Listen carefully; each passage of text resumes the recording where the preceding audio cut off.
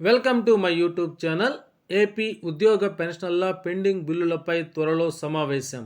ఇది పండుగ లాంటి వార్త. ధృవీకరించిన ఎన్జిఓ నేతలు. ఆ వివరాలేంటో మనం ఒకసారి ఈ వీడియోలో తెలుసుకుందాం. ఇక వివరాల్లోకి వెళ్ళినట్లయితే ఏపీ ఉద్యోగులు మరియు పెన్షన్లకు పండుగ లాంటి వార్త.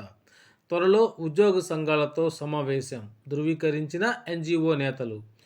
మిత్రులారా, ఈ వారంలో పెండింగ్లో ఉన్న మెడికల్ బిల్లు విషయమై ప్రత్యేక సమావేశాన్ని ఏర్పాటు చేస్తామని పాఠశాల విద్యాశాఖ వారు తెలియజేశారు. కావున సంఘ నాయకులు, ఉద్యోగులు మరియు ఉపాధ్యాయుల దగ్గర నుంచి నిర్దిష్టంగా సమస్యలను గూగుల్ ఫామ్లో సేకరించి మార్చి 26వ తేదీ సాయంత్రం 5 గంటలలోపు పంపించవలను అని యూటీఎఫ్ రాష్ట్ర నాయకత్వం ఓ ప్రకటనలో తెలియపరిచింది.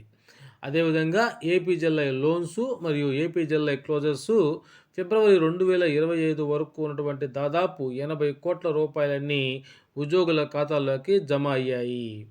రాష్ట్ర వ్యాప్తంగా పెండింగ్లో ఉన్న ఏపీజీఎల్ఐ బిల్లులు మొత్తం జమ అయ్యాయి. జెడ్పీపీఎఫ్ లోన్స్ అయితే ఉపాధ్యాయులు మరియు ఉద్యోగుల యొక్క వ్యక్తిగత ఖాతాలో జమ అయ్యాయి. అయితే ఇవి ఒక్కొక్క జిల్లాలో ఒక్కో నెల వరకు జమ అవుతూ వచ్చాయి. ఉదాహరణకి కర్నూలు జిల్లాలో ఫిబ్రవరి 2025 వరకు జమ అయ్యాయి. మరికొన్ని జిల్లాల్లో నవంబర్ వరకు జమ అయ్యాయి. అదేవిధంగా ఇక్కడ మనం చూస్తున్నాం, ఏపీలో కూటమి ప్రభుత్వం ఉద్యోగులకు పండుగ లాంటి వార్త అందించింది. ఉద్యోగుల బకాయిలను వారి ఖాతాల్లో జమ చేస్తుంది. ఎంప్లాయీస్ జీఎల్ఐ, జీపీఎఫ్ బకాయిలను ప్రభుత్వం విడుదల చేసింది. సోమవారం ఉదయం 11:30 నుంచి ఉద్యోగుల ఖాతాల్లో బకాయిలు పడుతున్నాయి. మొత్తం 6,200 కోట్ల రూపాయలు విడుదల చేయాలని సీఎం చంద్రబాబు నాయుడు అధికారులను ఆదేశించారు. ముఖ్యమంత్రి ఆదేశాల మేరకు నిధులు విడుదలవుతున్నాయి. నేరుగా ఉద్యోగుల ఖాతాల్లో అయితే ఈ నిధులు జమ అవుతున్నాయి.